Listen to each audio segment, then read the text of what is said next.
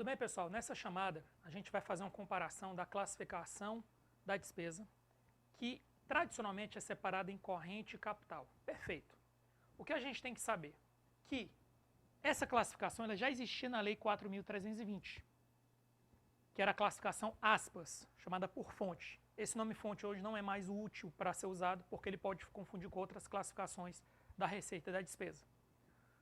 Posteriormente, a portaria 163 de 2001, que é uma portaria interministerial entre SOF e STN, na época interministerial, hoje fazem parte do mesmo ministério, ela criou a classificação da despesa quanto à natureza, também separada em corrente e capital.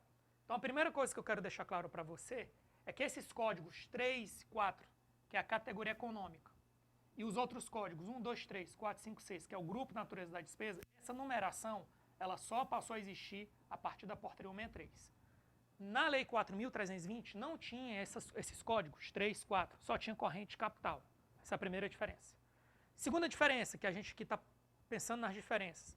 Você está vendo que a despesa corrente antes era separada em custeio e transferências correntes. Ou seja, não tinha aqui, no segundo nível, despesa com pessoal, despesa com juros, outras despesas correntes. Então você está vendo que aqui são dois segmentos, custeio e transferências correntes, e aqui são três segmentos, pessoal, juros e outras despesas correntes. Na parte de capital, a mudança foi menor. Então você teve aqui investimento e inversão financeira, investimento e inversão financeira. Por outro lado, transferências de capital desapareceram e surgiu a amortização da dívida. E aí, só para exemplificar, eu coloquei uma tabela padrão no seu material, lembrando que isso aqui é a categoria econômica, que é o primeiro nível, segundo nível, grupo natureza da despesa, depois disso você tem outros níveis, que é a modalidade de aplicação e o elemento da despesa. A gente não vai aprofundar isso aqui. O que a gente quer deixar claro é que existem códigos, existem exemplos de despesas que vão estar em custeio e que vão ter que se reorganizar aqui. Então vamos a alguns exemplos, alguns apenas. Então, por exemplo, despesas com pessoal ativo. Despesa com pessoal ativo é despesa de custeio. E quando vem para cá, é despesa com pessoal. Despesa com pessoal inativo é transferência corrente. Quando vem para cá, vira despesa com pessoal. Juros, o que é juros? Aqui é transferências correntes. Dentro de outras despesas correntes, você tem, por exemplo, diárias, passagens e material de consumo. Tudo isso aqui que eu acabei de falar é despesa de custeio. Ou seja, você tem que ter cuidado porque na sua prova pode ser que o examinador queira fazer esse detalhamento. O que é custeio, o que é transferência corrente, o que é pessoal, o que é juros, o que é outras. Então você tem que fazer essa conexão. Dá uma lida na tabela que eu preparei para você no nosso material.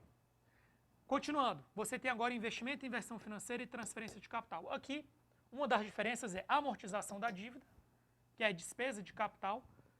Na estrutura original da Lei 4.320 ficava dentro das transferências de capital, ou seja, assim como juros eram despesas com transferências correntes, a amortização da dívida eram despesas de transferência de capital. Então esse nome, inclusive, ele pode confundir às vezes você na prova, porque existe a receita de transferência corrente e existe a receita de transferência de capital. Mas cuidado, o que a gente está vendo aqui é exatamente o que está na Lei 4.320, e na Lei 4.320 você tinha esses dois tipos de despesa corrente, custeio e transferência corrente, e três tipos de despesa de capital, investimento, inversão financeira e transferências de capital. Então lembrando, aqui não tinha detalhamento do tipo categoria econômica, grupo natureza da despesa, modalidade de aplicação, elemento da despesa. Era só as duas fontes, corrente e capital e os níveis inferiores. Ponto.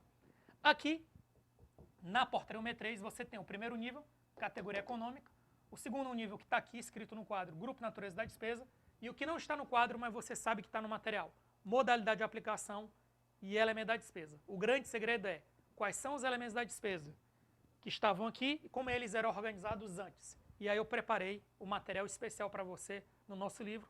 Espero que você faça a revisão correta. Até a próxima. Abraço.